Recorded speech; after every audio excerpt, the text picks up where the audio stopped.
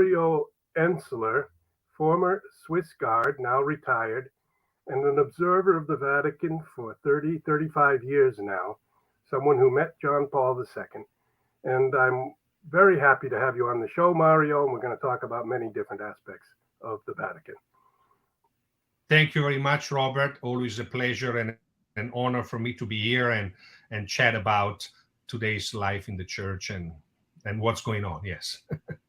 All right, Mario. We have a photograph of you with Pope John Paul II. I wonder if our producer could show that.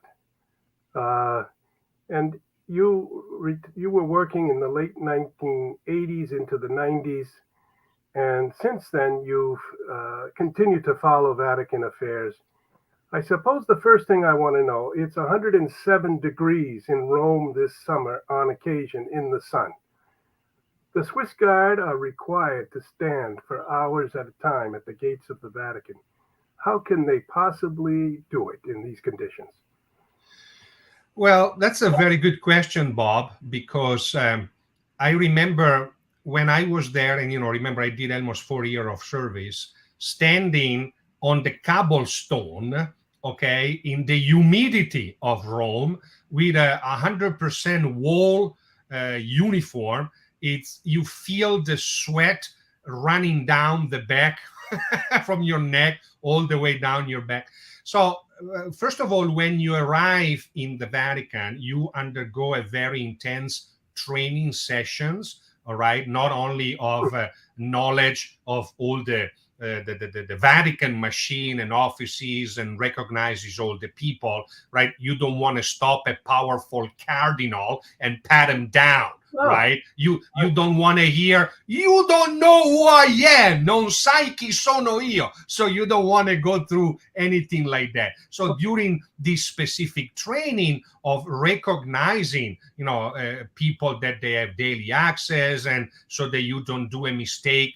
And my time, parentheses, I had Cardinal Sodano as Secretary of State and Monsignor Giovanni Battista Re as a sostituto, very friendly, okay, with me, because if you remember, I was born and raised in Bergamo, even though I'm Swiss, and Monsignor Battista Re is from Bergamo, right? But many times they would complain with me that some of the guards will stop them inside the apostolic palace asking for their credential. And especially, Monsignor Re will say, I've been here a long time. What does it take for the young guard to memorize my face and know that it's always me? Besides, who else wants to be here 24/7 inside the apostolic palace, right? So going back to the training, when you do the 6 weeks of intense training, you also learn how to stand,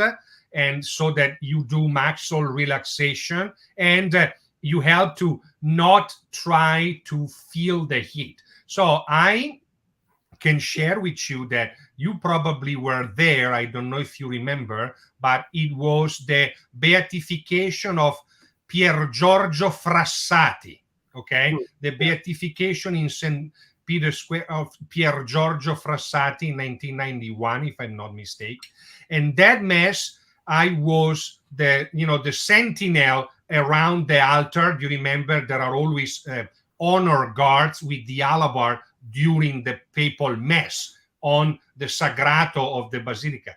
So that time we came out, and I stood there without moving for 4 hours and 19 minutes. By the time I left, took 4 hours and 19 minutes. I have to tell you, what did I do to resist all of that time? And it was humid and it was long. So I prayed the Mass. So I am right there. So I lived and prayed throughout the Mass. I constantly did few exercises that you use to make sure that the muscles, they don't cramp.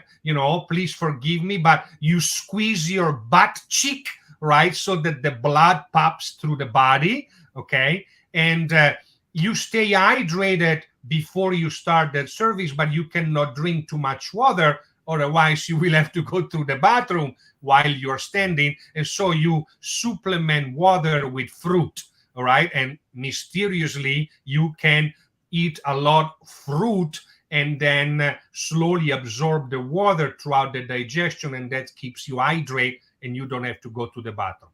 But again, so that was my secret, even when I was maybe just alone in the Apostolic Palace, where you're not allowed to sit, and there is no AC in the Apostolic Palace. So if it's 107 outside, it's probably 95 inside.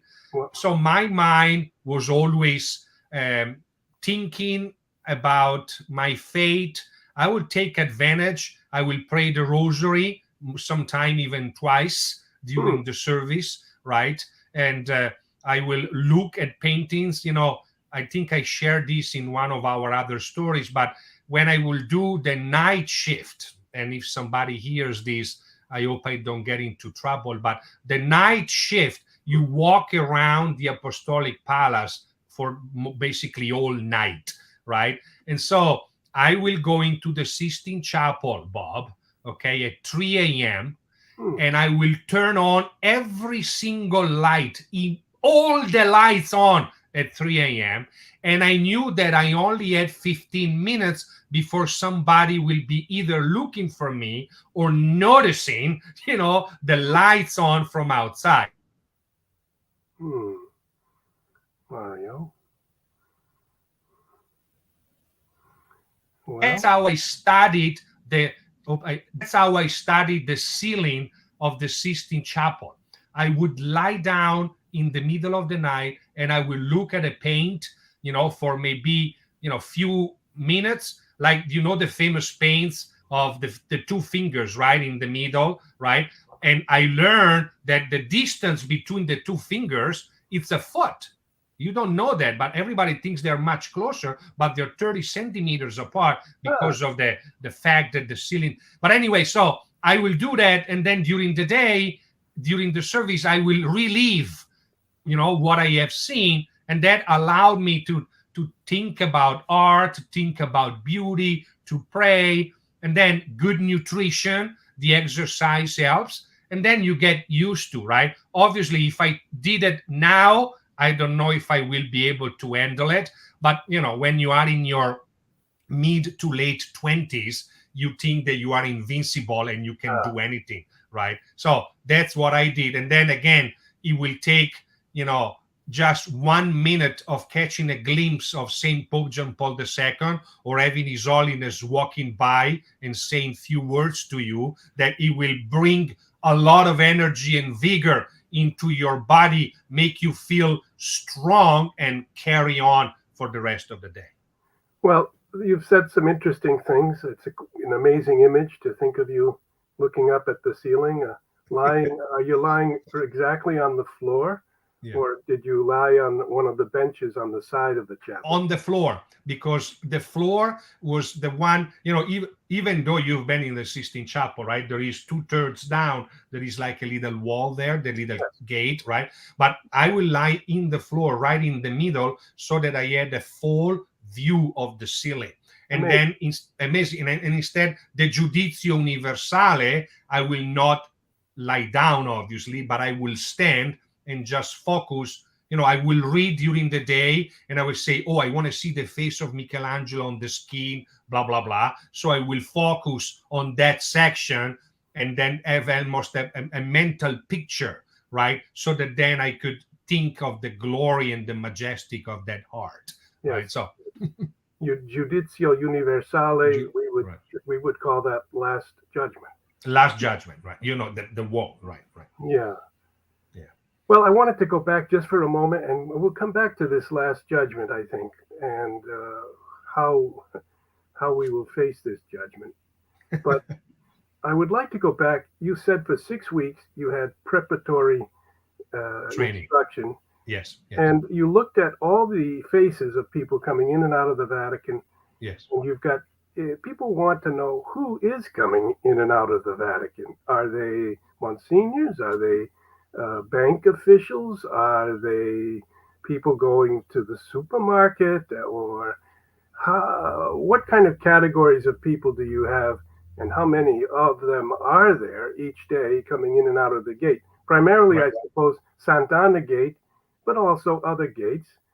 So, and do you actually try to memorize each face? Was there Yeah. actually a book? Can you? Yes. There is yes. So during the 6 weeks of training, okay. Now, can you hear me? Sorry, I think I lost you for a second, but you can Yes, hear me yes, now. Yes. yes. Yeah. So yeah. So during the 6 weeks of training, there is a huge binder that you basically have to memorize. Okay, Hmm, and as all the pictures of all the major officials. Okay, the name of the and my time congregazioni, today dicastery, yes, pontifical councils. So you have to start during these 6 weeks. You start memorizing, learning the chart, okay, the organizational chart, and then you walk around the Apostolic Palace to learn where all the offices are, right? I see. And then sometimes the offices they change, right? Segreteria di Stato, third loggia, but then the Segreteria di Stato also had few offices on the second loggia, the office of the Latinisti, the chief Latin. You remember Monsignor Foster, right? You remember Monsignor Yes, Foster, right? So he was always on the second loggia, will come and chit chat, and you will learn about him and never forget about him because he was an amazing priest. And yes, I'm going to say also an interesting man, genius, yeah, right? yeah. But so you have a We're talking about Father Reginald Foster, Reginald Foster, who was right? an American who came from Milwaukee, Wisconsin. He's Right. now passed away not too Right. long ago, Correct. but all through the late 70s, all through the 80s, all through And the 90. Right. 90s, in the early 2000s, he was writing the Latin text for the Right. popes. Right. He's someone I knew very well. I studied Latin with him.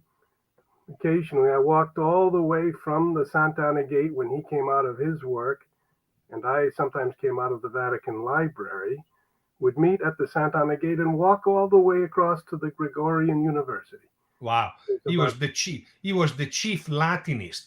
And parentheses. We keep. It will blow my mind when he will walk in the Apostolic Palace with one of his colleagues, and they were speaking in Latin. yes. Well, inside the Apostolic. So anyway, going back, you have Well, to memorize all of these people, hmm, right? And basically everybody that comes inside the Vatican, as you ask the question, carries an identification card, right? If they are employed, that they work inside and they have to go to the bank, to the library, the archivio, governatorato, wherever they work, they carry a specific badge, right? yes, The thing is, they're all Italian and they expect that you don't stop them asking for that card, right? They want you to memorize their name. They're always in a hurry, okay? So if you stop them, you can for sure hear their complaint. I've been working for 26 years. I say, sorry, sir, I'm just doing my duty, right? And then I will say there are about 1,500 people that work inside the Vatican on a daily basis, between 15 and 1,700. And they come, the gardener, all of those people. And oh, then you right, have a lot of employees, right? And then you have a lot of employees that they work outside the Vatican, but they work in the dicastery, Pontifical University, and they come into the Vatican, as you said before, to access maybe the governatorato shop so that they can buy cheap cigarettes, or to go to the gas station because there is no VAT taxation in the yeah, Vatican, and VAT, so you just value added tax, yeah. right, and so you can buy gas at a totally different price than it is in Roma. Okay, But right so now it's about what you're describing is a Vatican City that seems very alive, yes, people coming in and out, right, dozens, maybe hundreds. right. and Swiss Guards watching them, and then also the Vatican gendarmes. Gendarmi on the back, correct. Yes. So you are the first line of control, and then Yeah. but it seems like it might be pervious in a way or open to somebody walking in, and I've wondered if it's a secure system. What do you think? Well, let's think for a moment at Sangana Gate, okay, the Santana Gate. People that walk there, okay, many of them are simply going to the pharmacy, which means they pass the guards, but they don't pass the gendarme, right? They pass the guard, but they don't pass the gendarme, because the gendarme will tell them, right? Judy Lee, go down there to go to the farmacia, fai il buono, you have to do the permesso per entrare, okay? And then a lot of the people that come into the Sant'Anna Gate, they are going to the Osservatore Romano, to the photo shops, Yes. especially if they've been to the Udienze and so on and so forth. But Okay. you heard about 6 or 7 weeks ago, there was that individual that went in with the car, right? Well, So let's just state for the record what happened. About 6 or 7 weeks ago, a man tried to drive his car, because you have streets also in the Vatican. You can drive little cars in there. Right. Larger vehicles are tighter, but there even are vans and things that bring food into the Vatican supermarket. But this man wanted to go in, and he was turned back. And he went back outside, and then he revved up his car, and he drove back through, went right past the Swiss Guards and right on up into the through the arch into the Belvedere Cortile. Right. And then he did something astonishing to me, and I wrote this. I said, almost everyone who comes into that Cortile has no idea that there's another road on the far side going up in a kind of tunnel almost. Correct. Underneath the Vatican Museum, which is above. People are walking above it in the Vatican museums. Correct. And below there's a ramp going up. And then at the top it turns left to the Cortile San Damaso, where the Apostolic Palace, right? And there's another archway and gateway, which is right into the Vatican Gardens. And this fellow in the car, as they are calling in, saying there's a guy in a car who's passed us, he's coming in. He goes and he turns left at the top of the ramp, and he goes in. Apparently, this is what was reported, into the Cortile San Damaso. What do you think of this incident? So I can tell you that when I read that, I'm still in contact with many of the current Swiss Guard, especially the commander, Christoph Graf, who was a soldier with me when I was there. Right? Oh, so okay. yeah, Christoph has been a Swiss Guard since 1987. Okay, so he's been there 36 years, and he will do 4 more years, arriving at 40 years of service, which will combine with 65 years of age, and then he will retire as commander. Christoph Graf, the commander. Christoph Graf, right. And so I talked to him, and he said the guards turned him away, right? But the guards knew the individual. It was not the first time that this gentleman had tried to enter, okay, a little, how can I say in English, mentally weak, maybe, a little mentally weak. And the guards, they were nice to him, and they basically said, no, he wanted to talk to the Only Father. And they said, there was no feeling that he was dangerous, only that he was just slightly peculiar, right? And then I'll tell you a story that happened with me when I was in service many years ago. And then he went back, and then he took the car that he had parked, somewhere in Del Borgo. And then when he came up, and then he came in, and the guard couldn't stop. What do you want to do? So the guard basically took side so that he didn't get taken under, and did the same thing of the Gendarmerie. Well, the car went fast, right? Let's forget that the guy tried to shoot the tire and missed. I was going to mention that was a detail that was reported, that one of the gendarmes actually fired his gun. Right. tried to get the tire and missed, right? Yeah. And so by that time, once you are inside the state, it's not the Swiss Guard responsibility, because we provide security for His Holiness and the Apostolic Palace accesses, right? Once you are in the state, is the Gendarmerie. So the Gendarmerie took a moment from them, right? So the guy knew where he was going. You are totally right. Some Belvedere, he knew that he had to cross the Belvedere, go up the ramp, and turn left. By that time, the Swiss Guard had already shut down the Apostolic Palace, and he could not have access. But between you and I, the Holy Father was not even in the Apostolic Palace, because he was at the Domus. So he went left, thinking, I'm going to go, and Pope Francis was not even there, right? So the gendarmerie, they had closed the gate to turn right to go into the Vatican Garden, so he can only turn left. And he stopped in San Damaso, because if he kept going, he will go into the smaller courtyard of the bank that is right after, right? Okay. Yes. Right. And then he got out of the car. At that point, the guards were there, because the gendarmes are not in the San Damaso.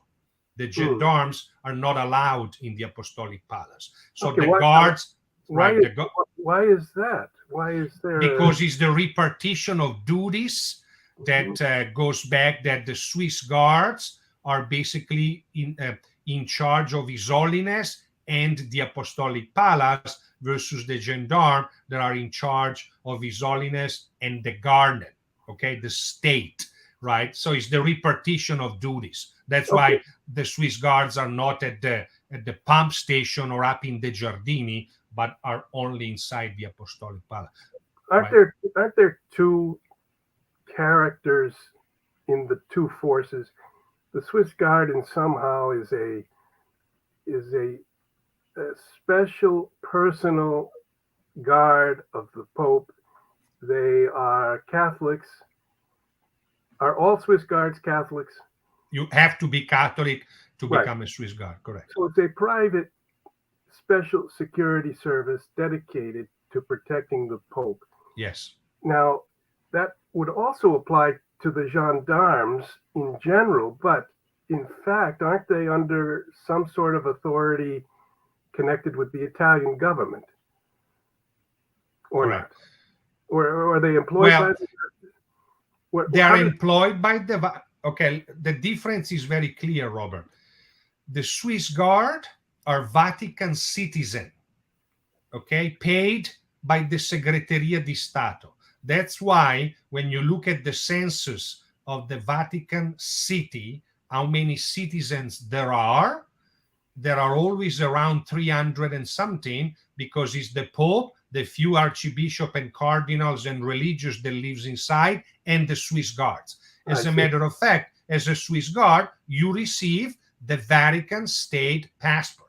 So you are a Vatican citizen. Versus the gendarmerie, as you said, that they are instead Italian citizen, that they come in, they do their 8-hour, 10-hour shift, and then they go back. So they none of them live inside the Vatican? No, just the number one, the commander, has an apartment, and he's counted in the census. He lives, so that he lives where Gianni used to live, where Cibin used to live at my time, now Broccoletti. They live on top of the Osservatore Romano, right? The courtyard before, where the Elemoseneria Pontificia, where you go to get the papal blessing. He lives on top of there. That's where his apartment is. Okay, so just to specify, you come in the St. Anne's Gate. You pass turn right. The Swiss Guard. You turn to the right on a little street. You go about 75 or 100 yards, and you take a little right into a courtyard where the Vatican almoner has blessings, and people can make this walk. They can ask to go to where the blessings are sold and prepared, where you fill out a form and you leave the name of your brother or your daughter or some wedding, and you want a special blessing. You fill it out there. Of course, all of this can now be done by the internet, but people can make that walk. And you're saying that on top of that building, and that's Cardinal Krajewski or Yes. Krajewski, Right, right. who's been serving the Pope now for a number of years as his almoner, his man in charge of charity. And he Correct. goes around Rome and sometimes has helped people. He's done even famously paying some electric bills. People had their electricity shut off. And he's been also in Ukraine.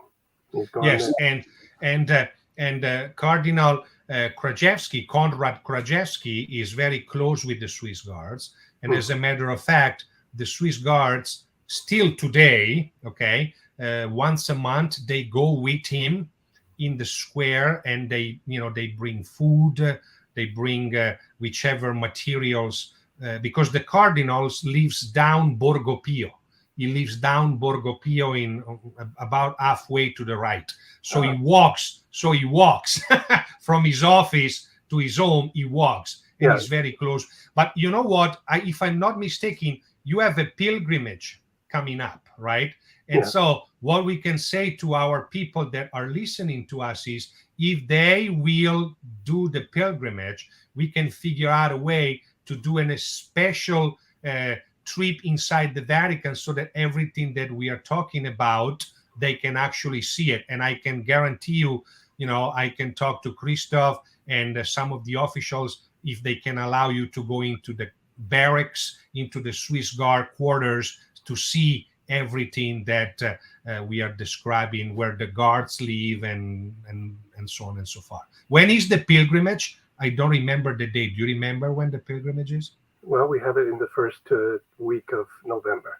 First week of November. And we will be there in Rome for the synod on synodality. We'll be following that.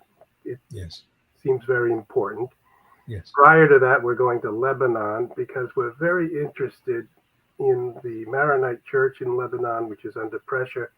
Many of the young Lebanese are leaving, and we fear that the Christian presence in Lebanon will diminish.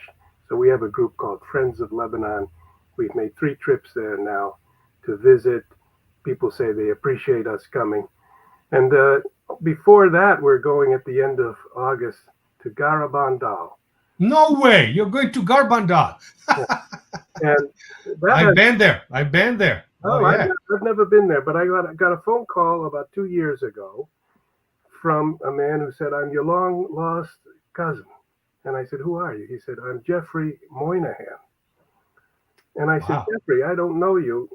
And he said, "Well, I have a secret to tell you. In the 1960s, I was in the U.S. Navy, and now he's older than I am, and he lives out in California. But he said, I was in Spain, and I heard of the 4 girls in Garabandal who were having visions and apparitions of the Virgin Mary, and I was very interested. So I went to Garabandal, and I met the girls, and I fell in love with one of them and asked her to marry me." No way! And he said, "I married Jacinta, and her name is Jacinta Moynihan." And so he said, "We will be in Garabandal at the end of this summer, and you can visit us, and we'll talk to you." So So Jacinta of Garabandal is named Jacinta Moynihan. Wow, I've been to Garbandal because my wife knew about it, and several friends, and it's in a beautiful space in the Basque territory of Spain, and it's quite a beautiful experience, different than going to Medjugorje. And it's kind of funny that you share this anecdote, because one of the girls from Medjugorje lives in the Bergamo area right now. She's married, and the girls in Medjugorje, some were visual and some were just hearings, right? And the one that was just hearing, Jelena, married a gentleman, and now she lives in Rome. And the gentleman works at the Archivio Segreto inside the Vaticano.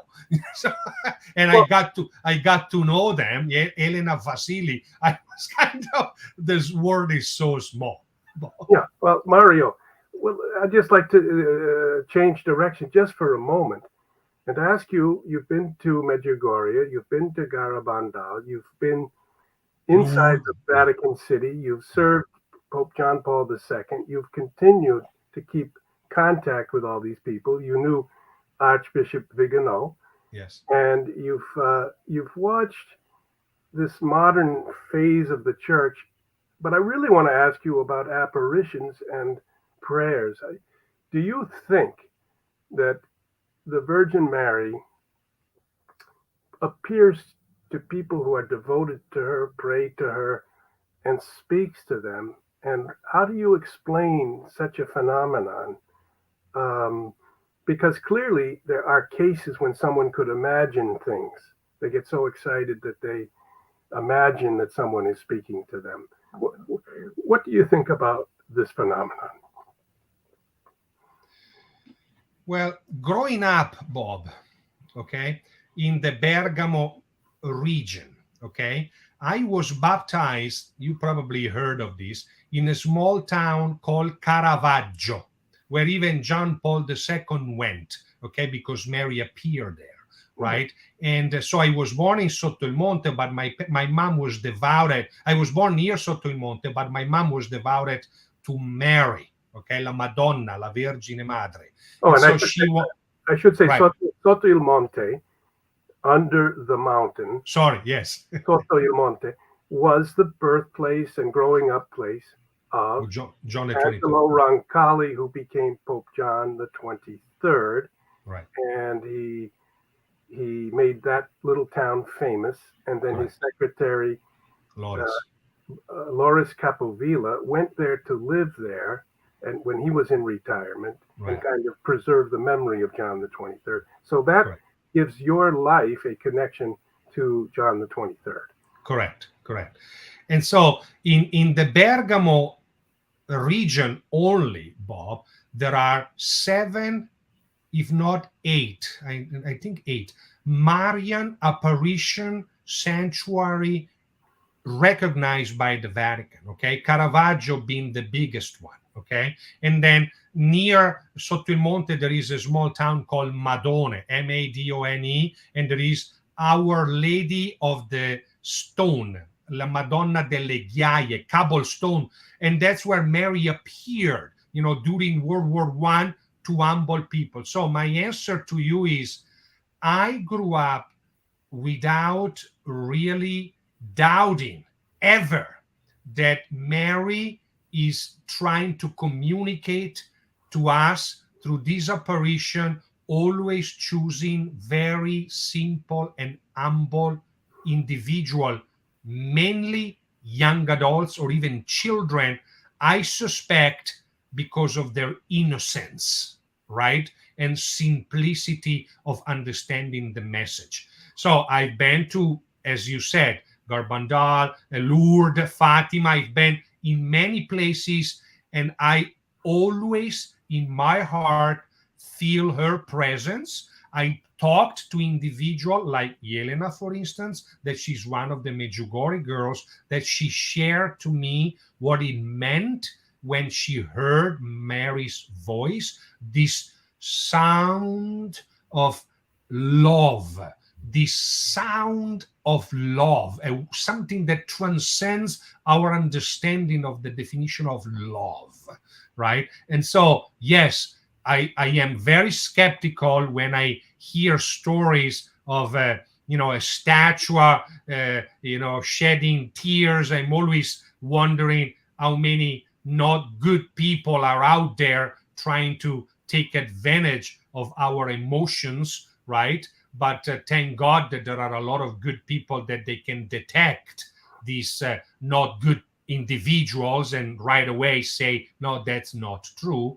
But if you remember when we were doing our last talk, when I told you about the power of the Rosary, right? When I told you that we should pray a rosary a day, what I meant was today we live in a very crazy situation where too many times we act like coward, Robert, because we are afraid of being judged. We are afraid of suffering.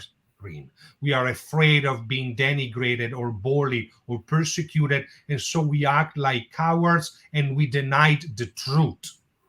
So if we pray to Mary we will receive that courage that will turn us from daring to feeble spirit, will allow us to truly understand that suffering is redemptive. So that's why I believe in Mary's apparition. I am certain that the message that she's giving is a message of love. And I'm not a Mariologist. I am always in awe when Dr. Miravalle does lectures, okay, on Mary. It's amazing. But I highly encourage everybody to say a rosary, maybe even just a decade a day, because when the house is messy, when the mom says enough is enough, the house gets picked up and cleaned and organized. So I think that that's what Blessed Mother is going to do very soon, Bob. She's going to say enough of this, and she's going to make us clean up. Oh, very, very, very interesting. The Rosary, in what is the purpose of the Rosary? What is the effect of it, and what is the portion of it that changes us, and the portion of it that provides answers to prayers of someone who's sick or someone who's lost that we pray for? What is your reflection on that? Well, the Rosary gives us the chance to meditate on Jesus Christ's life, right? And every time we start a mystery and we narrate an event, we have the opportunity throughout the repetition of the Hail Mary, asking Mary intercession, to meditate in the crucifixion, I'm talking on the Mysteri Dolorosi, the sorrowful mystery, the climbing on the cal. You can meditate, and so you can, in 15 minutes, maybe 20 minutes, Bob, you can harvest 20 minutes in your busy day, and you sit down with the rosary beads in your hands, and you implore Mary's intercession while meditating on what her son went through. So for me, it fulfills, okay, of course, liturgy of the hours in the morning, but to me, it fulfills my, how can I say, immersion, okay, in Christ's life. I have a chance to meditate on a little anecdote, the mystery, and throughout the repetition of the Hail Marys, ask her to intercede. And as Pope Francis says, pray for me. You can definitely pray a rosary and offer it up for the Pope, for whichever person in your family is in need of prayers. And I always choose to dedicate and to offer each mystery to something, right? So I have a general intention, but then I have 5 children, for instance. And if I say, today I'm going to pray the rosary for my 5 children, at the beginning of this mystery, I name them, okay? Carolina, Joseph, Elizabeth, Philip, Martin. And that mystery, I'm asking Mary to intercede and to keep them safe under her mantle, right? And I play sometime the rosary for me, asking Mary to keep me patient, asking her son to protect me. I'm a choleric, sanguine man. Sometimes, I might react, and I need to be more humble, more prudent. I need to stay quiet. And without the rosary, without Mary intercession, I can guarantee you I will not be at peace in my heart where I am today. Okay, so the Vatican is the location of the tomb of St. Peter, and around it were built walls and buildings, the St. Peter's Basilica, the Doma Santa Marta, the barracks of the Swiss Guard. But is it a place of prayer? Is it a place of the Rosary? Or has it become a type of Disneyland, a type of tourist attraction? What would your answer be? Well, unfortunately, the second part of your statement, it's true. The current leadership, especially of the Cattedrale della Basilica di San Pietro, Mario.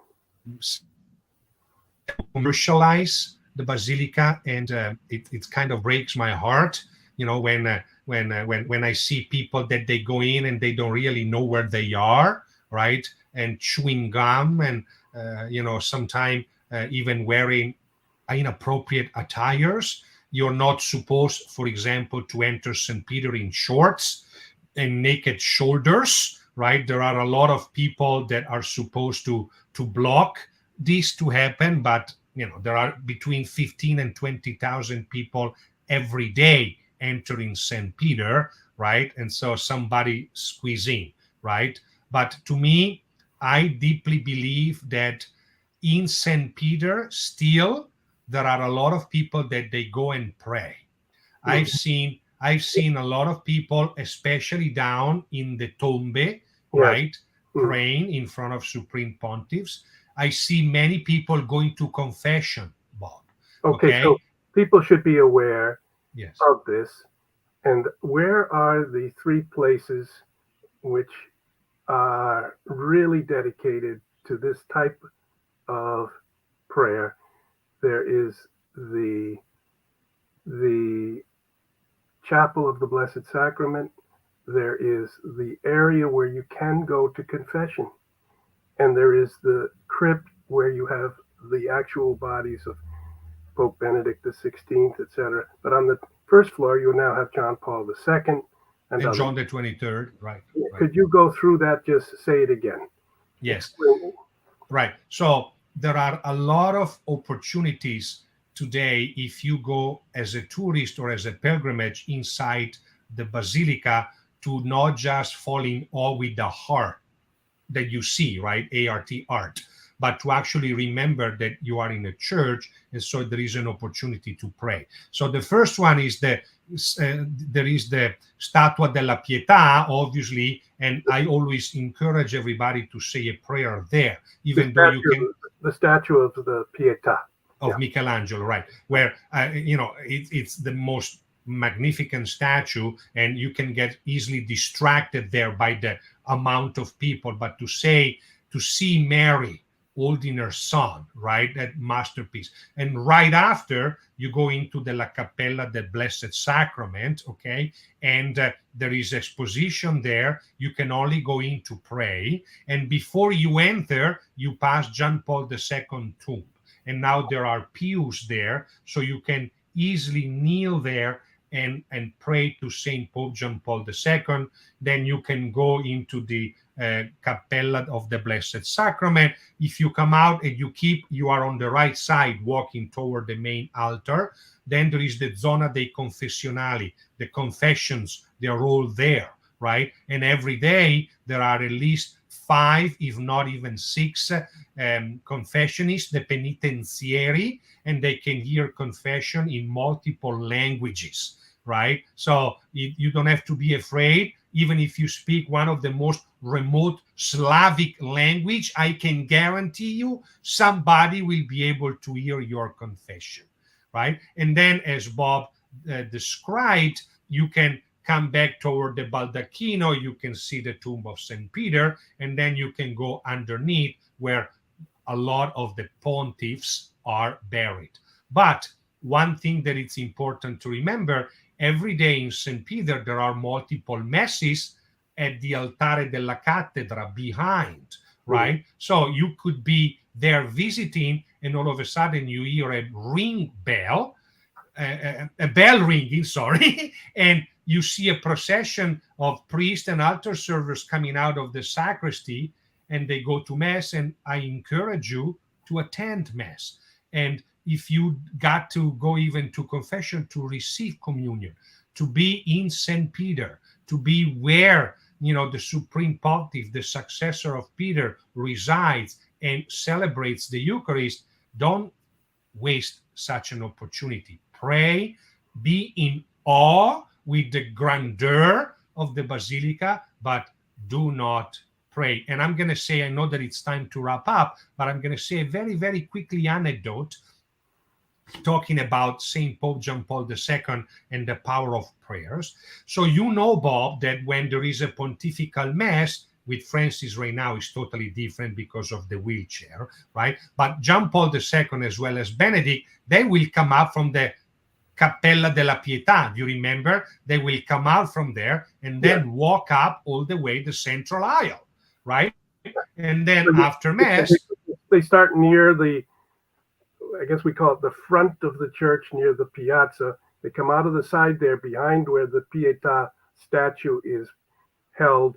And there's a little area where they prepare for Mass behind there. They come out there and they come all the way down the main aisle to the main altar. Beautiful. So this happened was at the end of a Mass. I don't remember which one.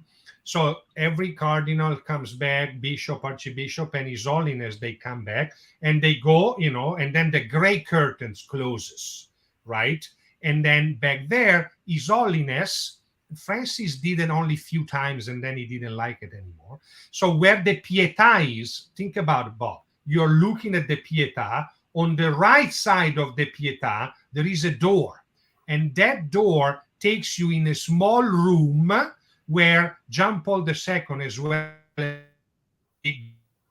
the Apostolic Palace with the elevator, which is to the left of the Pietà. Okay, there is the room of the relics there. There is an elevator that comes down. They come out, they walk in front of the Pietà and go into that little room to change. So my story to tell you the importance of prayers is at the end of Mass, I was wearing not a uniform, but civil suits. Okay, I was in duty, but with my suit and tie. I thought that His Holiness had already left the little room to go to the elevator and go back into the Apostolic Palace. I did not hear in the radio that he instead was still in that room. And my duty was to go and make sure that nothing was left behind in that room.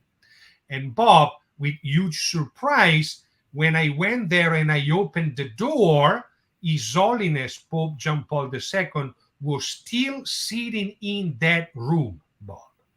And he had undressed from the Mass vestments. So he had his white cassock and he was sitting on the chair and he was holding a crucifix about, I would say, 1.5 feet, 45 centimeters. And he was embracing that crucifix, Bob, and looking at the crucifix. And to me, that looked to me like a mom looks at his brand new baby, as his brand new born child. There was a transmission and reception of love that I sensed, that I felt the bone marrow go up and down my spine, so to speak. And I closed the door. And the reason why I'm sharing this anecdote is after Mass, he could have just left and go back upstairs and have a glass of wine, right? Instead, he was still there, loving the Lord. He was praying. So John Paul II prayed inside St. Peter. He celebrated the Eucharist, but backstage where nobody saw, he prayed, he contemplated, he venerated. So nobody should leave St. Peter without taking an opportunity to say a prayer. Prayer for this church, prayer for inside the Vatican, the succeed of your mission, and prayer that we will have clarity moving forward. Well, Mario, I do appreciate that anecdote. It gave us a very close vision of the Pope in an intimate moment when he was all by himself. Yes. And you were a guardian, really, of the Holy Father. You protected him. And all of your fellow Swiss Guards, there's 140 of you, I believe. Is that about the correct number now? 135, the number of the active soldiers, yes. 135. You're still a close friend of the Commandant. You've described Vatican City as a place where people live and come in, and you were a citizen of it. You described St. Peter's Basilica. You described also lying in the Sistine Chapel, looking at the work of the great Michelangelo above your head and the creation of the world. The last thing I want to ask you about is this last judgment, Judizio Universale. Yeah. What does it mean that we believe there will be a judgment? Well, to me, it's I was in Rome. When was the last time? Not when I saw you after, right? And I was able to go inside the Sistine Chapel because it was in the evening, and some of the guards, they were friends, and they said, "Come up," and I stood there, and you look at that. And now, keep in mind, this is a secret. I'm colorblind. So God gave me this deficiency that I see the colors my own way, right? But that doesn't mean that I don't perceive the beauty, even though I don't know the difference between green and brown, for example, but I do see, right? So when I look at the Judizio Universale, the first things that comes to mind, what always is a self-examination of conscience and an opportunity to understand how to fulfill on a daily basis my baptismal commitments. Conscious, Bob, that both you and I, we've been incorporated into the church within its secular dimension. And because of that, we have to really give everything we can toward holiness, towards sanctitude. We need to be in pursuit of the truth. And that was the Judizio Universale, the last judgment, reminds me the fulfillment of my baptismal commitments. And at the same time, that the devil, it's real. The devil, it's real. Today, too many times, we are not allowed to talk about evil and good. You know that, right? But, oh boy, the devil is real. And how does the devil comes today? With lies. How many people today live in a lie or say lie? And that's what the Judizio Universale gave me, to be always for the truth and to remember to fulfill the baptismal commitments on a daily basis. Well, thank you, Mario. We will continue on these matters in our next conversation, but it was wonderful to speak with you for this hour, and I appreciate your experience and your encouragement, and let's try to continue and embrace the truth, fight for the truth, protect the truth as a Swiss Guard would do, and let's continue forward in this way. Thank you very much, Bob, and God bless you all. Join us this September on an unforgettable pilgrimage to Lebanon, the land where Christ walked. This is a pilgrimage you won't want to miss. We'll taste world-renowned Lebanese cuisine, drift through underground grottos, and explore the monasteries high above in the mountains and in the deepest valleys on our way to an encounter with the miracle worker, Saint Charbel, in the land where Christ walked. Join us this fall, September 16th through the 25th, 2023.